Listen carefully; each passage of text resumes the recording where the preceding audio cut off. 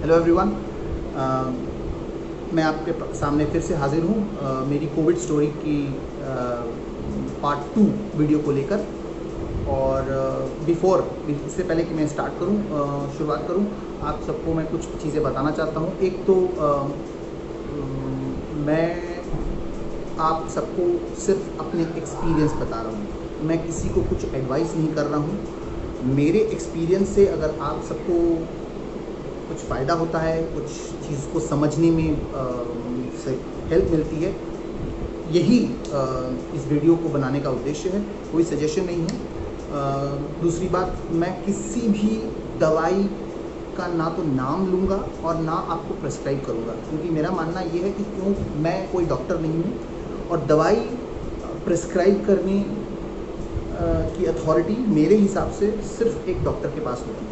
हर इंसान का शरीर अलग होता है और हर इंसान के शरीर पे दवाइयों का असर शायद अलग होता है, मुझे एग्जैक्टली पता नहीं।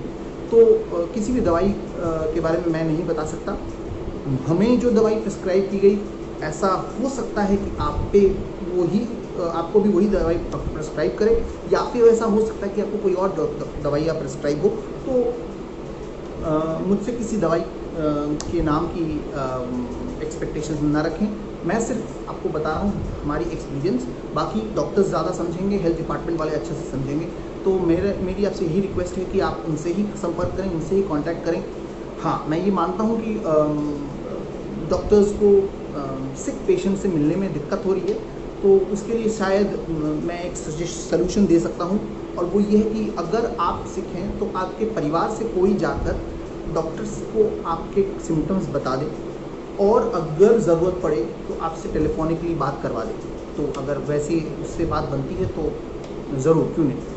और एक और फैक्टर ये है कि अगर आपने नोटिस किया है कि इस पोस्ट की स्टार्टिंग में नंबर 6 लिखा हुआ है, इसका मतलब ये है कि ये पोस्ट मेरी एक सीरीज़ का हिस्सा है। ये 6ठा पोस्ट है, वीडियो दूसरा है, मगर पहले वीडियो के पहले भी मैंने 4 अलग अलग पोस्ट किए हैं जो आपको फेसबुक प्रोफाइल पे मिल जाएंगे।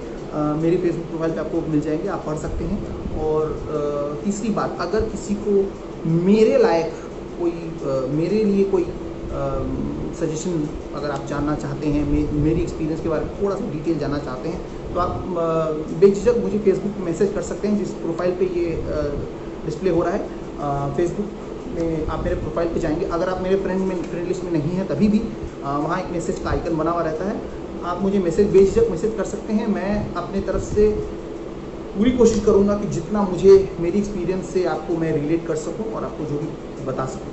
ओके, तो अगर आप मेरी फ्रेंड लिस्ट में नहीं हैं तभी भी आप मुझे मैसेज भेज दीजिए, मैसेज छोड़ दीजिए, मैं ज़रूर आपको रिप्लाई करूँगा, एज लॉन्ग एज कॉन्वर्सेशन कुछ सेंसिबल टॉपिक पर। तो चलिए, आज का वीडियो शुरू करने से पहले मैं छोटा सा रिकैप करूँगा। पिछले वीडियो में मैंने आपको बताया था किस तरह से मेरी वाइफ को, फिर मुझे, फिर मेरी मदर इन लॉ को सिम्टम्स हुए, किस तरह से हम लोगों ने टेस्ट करवाया। वंस अगेन, किसी को अगर जानना है तो पिछला वाला वीडियो देख सकता है। आज जो वीडियो है वो इसमें मैं आपको बताऊंगा किस तरह से हम कोविड हॉस्पिटल में किस तरह की ट्रीटमेंट हुई, और उसके बाद का रिकवरी प्रोसेस। आज स्पेशल, ये बहुत एक स्पेशल दिन है कि आज मेरे होम क्वारंटाइन का आखिरी दिन है, जिस दिन मैं ये रिकॉर्ड कर रहा हूँ। तो आज ये पूरी कहानी का टेक्निकली एंड हो जाएगा। तो जैसा कि मैंने पिछले वीडियो में आपको बताया था कि हम लोगों ने टेस्ट करवाया आफ्टर सम सिम्टम्स, और टेस्ट पॉजिटिव आया। हमने डिसाइड किया हम कोविड हॉस्पिटल जाएंगे। डॉक्टर चैंग्स हॉस्पिटल जब हम पहुँचे तो वहाँ पर कुछ नर्सों ने हमारी एंट्रीज करी। उसके बाद पीपीई किट पहने, पूरी ऊपर से लेकर नीचे तक पीपीई किट पहने कुछ लोग आए, हमको एस्कॉर्ट किया उन लोगों ने। मेरी मदर इन लॉ को अलग वार्ड में, मुझे अलग वार्ड में उन्होंने प्लेस किया, और अलग अलग लेडीज़ वार्ड अलग है, जेंट्स वार्ड अलग। मैं लेडीज़ वार्ड में गया नहीं हूँ तो मुझे एग्जैक्टली पता नहीं है, बट जी हाँ, मगर जेंट्स वार्ड में जब मैंने एंटर किया तो बहुत बड़ा वार्ड है। मतलब मैं जिस वार्ड में था, इट वॉज वेरी बिग। मतलब आप मान लीजिए, अगर एक बड़ा हॉल, एक बड़ा हॉल होता है किसी भी बैंक्वेट हॉल जैसा अगर होगा, तो वैसे 1 2 3 करीब 4 बड़े बड़े हॉल मिला के मर्ज करके एक बहुत बड़ा वार्ड है, और बेड्स स्पेस्ड हैं, और अच्छी खासी दूरी पर बेड स्पेस्ड हैं, और मैंने एक बेड चूज़ कर लिया। फर्स्ट पॉइंट, मुझे नहीं पता था कि हम वहाँ फ़ोन ले जा सकते हैं कि नहीं। इसके बारे में मैंने अपने पहले पोस्ट में बात किया है। तो मैंने अपने पॉकेट में फ़ोन डाला हुआ था, तो चुपचाप अंदर चले गए, और किसी ने कोई फ्रिस्क, कोई सर्च कुछ नहीं किया। उन लोगों ने सिर्फ हमको एस्कॉर्ट किया। तो सबसे पहली बात तो फ़ोन ले जाना अलाउ है। मैंने अंदर जाके देखा कि सबके पास अपने अपने फ़ोन हैं। तो अगर आप कोविड हॉस्पिटल जा रहे हैं तो अपना फ़ोन ले जा सकते हैं, कोई टेंशन वाली बात नहीं है। इनफैक्ट मैंने हर बेड के बगल में एक चार्जिंग पॉइंट है, तो चार्जर भी लेके जाइएगा। फ़ोन चार्जर, वीडियो कॉलिंग भी कर सकते हैं, लोग अपने घर वालों से बात कर रहे हैं, मैंने भी किया है, और फ़ोन्स अलाउ हैं। इनफैक्ट एक और पॉइंट, आपको फ़ोन की ज़रूरत पड़ेगी, क्योंकि जिस वार्ड में हम थे वहाँ पर नर्सेज नहीं बैठती। जनरली हर वार्ड में आप देखेंगे, किसी भी नॉर्मल हॉस्पिटल में वार्ड्स में नर्सेज बैठती हैं, या फिर एक बेल होता है जिसको आप बेल बजाते हैं तो नर्स आती है। बट वहाँ पर कोई नर्सेज बैठी नहीं थी। वहाँ पर जब मैंने पूछा, वहाँ पे जो पेशेंट्स थे, उन लोगों से पूछा, तो उन्होंने बोला एक दीवार पर एक कागज़ चिपकाया हुआ था जिसमें नर्सिंग स्टेशन का नंबर दिया गया था। तो अगर आपको कोई प्रॉब्लम होती है तो आपको नर्सिंग स्टेशन को फ़ोन करना होता है। तो टेक्निकली फ़ोन की तो ज़रूरत पड़नी ही चाहिए। उसके बाद नेक्स्ट पॉइंट, जैसे ही हम वहाँ पहुँचे, ऑन द वे अप हमको एक पैकेट पकड़ाया गया जिसमें टॉयलेटरीज़ के सामान थे, स्पोम, कंघी, साबुन, shampoo, hair oil, talcum powder, ये सब एक पैकेट में पकड़ाया गया। तो अगर आप नहीं लेके जा रहे हैं, इनफैक्ट घर से लेके नहीं जाएँ तो ही आपको सब मिल जाएगा वहाँ डॉक्टर चैंग्स में। तब और एक बिफोर आई कंटिन्यू फर्दर, मैं एक बात और बताना चाहता हूँ। ये तब की बात है, मेरे सारे experience between 1 July to the 7 July के लिए।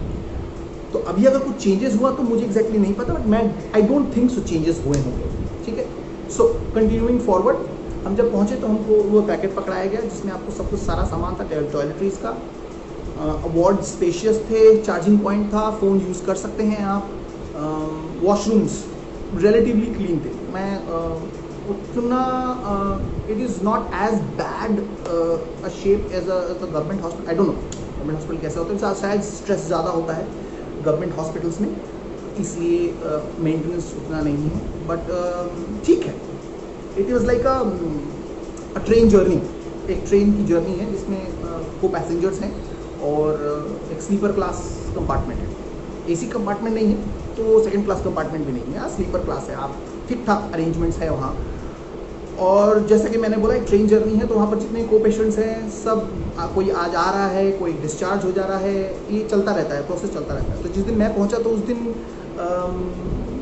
मेरे ठीक अक्रॉस द बेड एक यंग लड़का था, जय चौधरी, जिसको आपने देखा होगा, मैं उसको टैग करता हूँ। और जय वॉज वेरी नाइस।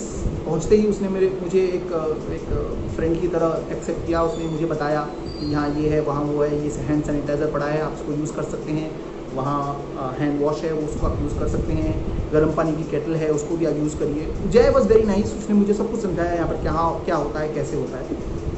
और ये एक्चुअली आज जो मैं वीडियो बना रहा हूँ, ये एक जय का ही पार्शल आइडिया है। जय ने ही मुझे बताया था कि हम बाहर जाके हमको बताना है लोगों को कि उतनी डरने की बात नहीं है। क्यों? क्योंकि जय की पूरी फैमिली इन्फेक्टेड हुई थी, और अकॉर्डिंग टू जय सब धीरे धीरे ठीक होकर चले गए। और वैसा ही हुआ। जिस दिन मैं एडमिट हुआ, मैं सैटरडे आफ्टरनून एडमिट हुआ था, and if I am not wrong Monday शाम को जय डिस्चार्ज हो गया। जय और उसके पापा भी थे, सब डिस्चार्ज हो गए। सो कंटिन्यूइंग फॉरवर्ड, जय ने मुझे जो बताया, हम लाइक वो पैसेंजर्स बातें कर रहे हैं एक दूसरे से।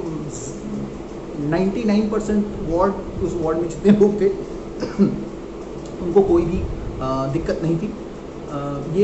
ये जो स्टोरी है, खाना वो लोग ठीक ठाक टाइम से दे रहे थे। खाना भी वो देते हैं, वो अलग अलग पैकेट्स में देते हैं, चावल, दाल, सब्ज़ी, और एक नॉन वेजिटेरियन भी रहता है उसमें। तो अगर आप वेजिटेरियन हैं तो नॉन वेजिटेरियन का पैकेट साइड कर दीजिए और वेजिटेरियन खा लीजिए, आप चॉइस है। उसके साथ हर मील के साथ एक बॉटल पानी भी दिया जाता है। और ये है अभी। उसके बाद नेक्स्ट उस दिन, जिस दिन दोपहर को मैं एडमिट हुआ, शाम को एक मेल स्टाफ ही था, क्योंकि वो सब पीपी के पहन के आते हैं तो समझना मुश्किल होता है, बट बातों से लगा कि मेल स्टाफ मेंबर होगा। वो आया, उसने सब जो नए नए पेशेंट्स आए सबको बुलाया और सबको एक एक पैकेट पकड़ाई। उस पैकेट में दवाइयाँ थी, सिर्फ कंज्यूमेबल दवाइयाँ, कोई इंजेक्शन कोई कुछ नहीं, नो सलाइन नथिंग। अगर आप फिट हैं, जहाँ तक मुझे पता है, कुछ वीकनेस नहीं है तो कुछ नहीं दिया हम लोगों को, सिर्फ आपको दवाइयाँ पकड़ाई, इस टाइम पे ये दवाई खानी है। नेक्स्ट दिन मॉर्निंग मेरा एक ब्लड टेस्ट हुआ, नर्स आई, उसने शायद ब्लड निकाला, और दोपहर को एक ECG और चेस्ट का एक्सरे, ये 2 चीज़ें हुई। जय नहीं, ये ऑलमोस्ट सभी के साथ सेम हो रहा है। फर्स्ट दिन आप जाएंगे, दवाइयाँ होती है, सेकंड डे ये 2 टेस्ट होते हैं, थर्ड डे आपका स्वैब टेस्ट होता है, और फोर्थ डे मैक्सिमम लोग डिस्चार्ज होते हैं। तो वही हुआ। सैटरडे आफ्टरनून इवनिंग को दवाइयाँ मिली, संडे को हमारा ये ECG चेस्ट एक्सरे हुआ, मंडे को हमारा स्वैब टेस्ट हुआ, और ट्यूसडे को शाम को रिज़ल्ट आया और I was negative, and negative हो गए। मेरी मदर इन लॉ भी, जो बहुत सीरियस कंडीशन में वहाँ गई थी, तब तक नेगेटिव हो गई। उनकी हेल्थ थोड़ी सी ख़राब थी, बट कोविड नेगेटिव हो गई। कोविड जो है वो चला गया, अभी जो रेसिडुअल प्रोसेस था वो शायद रह गया था। तो मैंने डॉक्टर को पूछा, उन्होंने बोला हाँ वो घर जा सकती हैं, दवाइयाँ लेती रहेंगी, ठीक हो जाएंगी। तो वहाँ की स्टोरी ये है कि ऐसी कोई टेंशन वाली बात नहीं है, आप जाइए वहाँ पर, लोगों से मिलिए, एक अच्छा प्लेटफॉर्म, जैसे हम एक ट्रेन कंपार्टमेंट जाते हैं, नए लोगों से मिलते हैं, उसी तरह वो भी एक एक्सपीरियंस है। और जहाँ तक वहाँ जाने की बात है, तो जो मैं जानता हूँ, जो मैंने समझा है वो ये है कि अगर मेरी बॉडी में वायरस है तो मेरी बॉडी और वायरस नहीं ले सकती, क्योंकि बॉडी में ऑलरेडी वायरस है। तो वहाँ अगर मैं पॉजिटिव्स के बीच में जाता हूँ तो मुझे नहीं लगता कि मुझे कोई इफेक्ट होगा। और अगर एक बार मैं पॉजिटिव होकर नेगेटिव हो गया हूँ तो मेरी बॉडी ने एंटीबॉडी बना ली है, तो कुछ दिनों के लिए शायद, जहाँ आप लोगों में से जो लोग बायोलॉजी या फिर इस बारे में ज़्यादा जानते हैं वो मुझे करेक्ट करें अगर मैं गलत हूँ, तो कि अगर एंटीबॉडी बन गई है तो कुछ दिन तक मेरे बॉडी में शायद इम्यूनिटी है वायरस की। तो ऐसा कोविड हॉस्पिटल जाना ऐसा कोई ख़तरनाक बात नहीं है, और रूमर्स पे ध्यान ना दें, ये है स्टोरी जहाँ तक लास्ट हम जब आए थे तब तक। और last but not the least, सब कुछ फ्री, एक पैसे नहीं, ना खाने का, ना टॉयलेट फ्रीज, ना कुछ भी, दवाइयाँ वाइयाँ, टेस्ट वेस्ट सब फ्री, कोई पैसे नहीं चार्ज करते हैं। इनफैक्ट वो लोग जैसा कि पिछले वीडियो में मैंने बताया था, एम्बुलेंस आके आपको लेके जाती है। जब आप डिस्चार्ज होते हैं तो उनकी एक गाड़ी है जो सब पेशेंट्स को उनके घर के दरवाजे तक ड्रॉप करके आती है, तो ड्रॉप फैसिलिटी भी फ्री है। तो ये था हमारा कोविड हॉस्पिटल की जर्नी। हम जब वापस आए तो थोड़े थोड़े सिम्टम्स, मतलब आप बोल सकते हैं जैसा कि आप देख सकते हैं मेरे अभी भी खांसी है थोड़ी सी, मेरी मदर इन लॉ थोड़ी वीक थी। तो फिर से हमने डॉक्टर दीपांजन, हमारे गार्डियन एंजल जो हैं, उनको फ़ोन किया, तो उन्होंने बोला धीरे धीरे सिम्टम्स जाएंगे, कोविड चला गया है, उसकी चिंता मत करिए, बाकी धीरे धीरे ठीक होगा। और मैंने खुद थोड़ी सी वीडियोस देखे, वॉल स्ट्रीट जर्नल एक बहुत फेमस मैगज़ीन है, उसकी वीडियो है, उसमें मैंने देखा कि सिम्टम्स धीरे धीरे जाते हैं, मगर, और ये आई थिंक बहुत बड़ा फैक्टर है वायरस के स्प्रेड होने का, और वो ये है कि अगर मेरी बॉडी में इम्यूनिटी आ भी गई है, एक पेशेंट से वायरस कॉन्स्टेंटली निकलता है, उसको वायरस शेडिंग कहते हैं। मेरी बॉडी से कॉन्स्टेंटली वायरस निकलेगा टिल डे 28। रिसर्च, अभी तक का रिसर्च, क्योंकि ये वायरस नया है तो रोज रोज नई नई चीज़ें पता चल रही है, अभी तक का रिसर्च बोल रहा है कि टिल डे 28, लास्ट सिम्टम जब हुआ था, ऐसे भी पेशेंट्स हैं दुनिया में जिनके 28 दिनों तक शरीर से वायरस निकल रहा था। इसीलिए होम क्वारंटाइन बोला जाता है, स्ट्रिक्ट आइसोलेशन बोला जाता है कि आप घर से बाहर ना निकले, क्योंकि आप ठीक हो गए हैं, आप में इम्यूनिटी आ गई है, आप में एंटीबॉडी है। मगर अगर आज के डेट में आप बाहर जाएंगे तो जो हेल्दी लोग हैं उनमें इन्फेक्शन हो सकता है।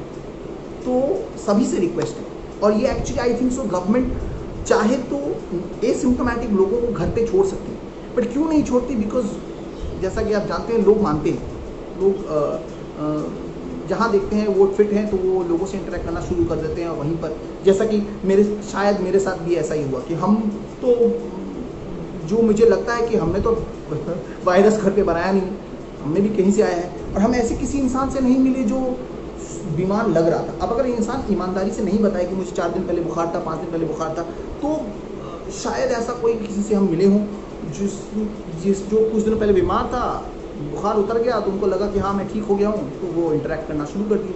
मगर आपको अगर एक दिन का भी बुखार है, और ये भी मैंने एक पोस्ट पे लिखा है कि आपको अगर एक दिन का भी बुखार है तो ये आपकी जिम्मेदारी बनती है, आपकी सामाजिक जिम्मेदारी बनती है कि आप जब तक लास्ट सिम्टम नहीं है, लास्ट सिम्टम आने के 14 दिनों तक आप घर में रहेंगे और बाहर किसी से भी इंटरेक्ट नहीं करेंगे। बाकी आप लोगों की मर्जी है, आप सब इंटेलिजेंट लोग हैं, आप लोग खुद डिसाइड करें। क्योंकि देखिए वायरस कोई जानबूझ के घर पे लेके नहीं आता है, ज़रूर किसी के थ्रू घर पे आता है। कोशिश करिए कि जितना हो सके नियमों का पालन करें। जैसे आज 14 दिन कंप्लीट हो रहे हैं मेरे होम क्वारंटाइन के मेरे खांसी अभी भी है थोड़ी सी, बट जैसा कि डॉक्टर ने बोला कि वायरस धीरे धीरे कमज़ोर होगा। वायरस एक जहाँ जो मैंने एक वॉल स्ट्रीट जर्नल के जैसा मैंने बोला उसकी वीडियो में ये भी देखा कि वायरस 2 हफ्ते या 3 हफ्ते बाद शायद फिर से एक बार सिम्टम मारता है। तो बट देन वो अंडर कंट्रोल रहेगा क्योंकि बॉडी में एंटीबॉडी बन चुकी है, वो एंटीबॉडी इसको फिर से पकड़ लेगी। तो ये मैंने सुना है, I am not very sure. तो ये रिकवरी प्रोसेस के दौरान भी आप में हल्के हल्के सिम्टम्स हो सकते हैं, मगर नॉट टू वरी। अगर टेस्ट नेगेटिव आया है तो नेगेटिव है भाई, हमको नेगेटिव रिपोर्ट मिली है गवर्नमेंट से, तो नेगेटिव रिपोर्ट लेके हम घर आए थे 7 तारीख को। 1 जुलाई हमने टेस्ट कराया, 4 जुलाई हमारा टेस्ट नेगेटिव आया, और 7 जुलाई को हम 1 जुलाई को हमने टेस्ट कराया, 4 जुलाई को पॉजिटिव आया, हम उसी दिन एडमिट हो गए, और 7 जुलाई को हम डिस्चार्ज हो गए विद अ नेगेटिव रिपोर्ट। और आज जिस दिन मैं रिकॉर्ड कर रहा हूँ ये आज है 21 जुलाई, आज मेरी क्वारंटीन पीरियड का लास्ट डे है, और अभी तक I have so far maintain distance, और मैं आगे भी डिस्टेंस मेंटेन करूँगा। देखिए अभी तक जो हमको वायरस के बारे में पता चल रहा है, आने वाले दिन में ये वायरस क्या रंग दिखाता है किसी को नहीं पता, कल को साइंटिस्ट कुछ और बोल दें। तो मैं अपनी तरफ से पूरी प्रिकॉशन रखूँगा, और आपको भी रिक्वेस्ट करूँगा मास्क पहनिए। मास्क ये ऐसा पहनिए कि जो आपके नाक को ढके, क्योंकि अगर मास्क नाक को नहीं ढकेगा, अगर आप मास्क यहाँ पहनते हैं तो नाक से हमेशा वायरस निकल रहा है, और बहुत ज़्यादा निकल रहा है, ट्रस्ट मी। मैंने कुछ वीडियोस देखे हैं, बहुत हमारा जो नाक से जो लोड निकलता है बहुत हेवी लोड है, और नाक वायरस को नाक को ढक के रखें, थोड़ी डिस्कम्फर्ट हो सकती है। कोशिश करें कि कोई ऐसा मास्क पहने जो आपको नाक या आपके नाक को प्रेस करके ना रखे, जिससे आपको थोड़ी दिक्कत होती है। अगर नाक पूरा खुला रहेगा तो बोलने में आसानी होगी। और दैट्स इट। देखिए सिम्टम्स और प्रिकॉशन बहुत सारे हैं, यूट्यूब में बहुत सारे वीडियोज़ हैं, आप वो देख सकते हैं। मैं अपना ही एक्सपीरियंस बता रहा हूँ। मुझे प्रेस वाले मास्क में दिक्कत होती थी तो मैंने बाज़ार से थोड़ा अच्छा वाला मास्क मंगवाया, वो पहनिए और सेफ रहिए। This is part 2 of my Covid story. जैसा कि एक मेरी भाभी ने बताया, ये एक वेब सीरीज़ जैसा है, तो ये वेब सीरीज़ का 2nd एपिसोड है। लास्ट एपिसोड मैं कुछ दिनों बाद आपसे शेयर करूँगा, जिसमें जैसा कि मैंने बताया कि मैं अप्रिसिएशन और क्रिटिसिज्म दोनों करूँगा। तो till the next episode safe रहिए, स्टे एट होम, ज़रूरत पड़ने पर ही बाहर जाइए, और कोशिश करिए कि वायरस एक बॉडी से दूसरे बॉडी के आने की जो जर्नी है उसको आप समझें। अगर आप समझ सकते हैं तो आपको पता है कि उसको कहाँ काटना है, किस तरह से उसको दूर रखना है। That's it. अगर आप थोड़ी सी इंटेलिजेंस का इस्तेमाल करेंगे, पेशेंस धैर्य से काम करेंगे, तो I think so everything will be fine. Covid hospital के बारे में मैंने आपको बता दिया। अगर कुछ जानना हो या फिर कोई सजेशन हो, अगर आपको लगता है कि मैंने कुछ गलत बताया है, आपका सजेशन हो, तो प्लीज़ लेट मी नो। मैं अपने आप को करेक्शन करने के लिए हमेशा रेडी हूँ, ठीक है। इसी के साथ this is Alok Sharma saying bye bye.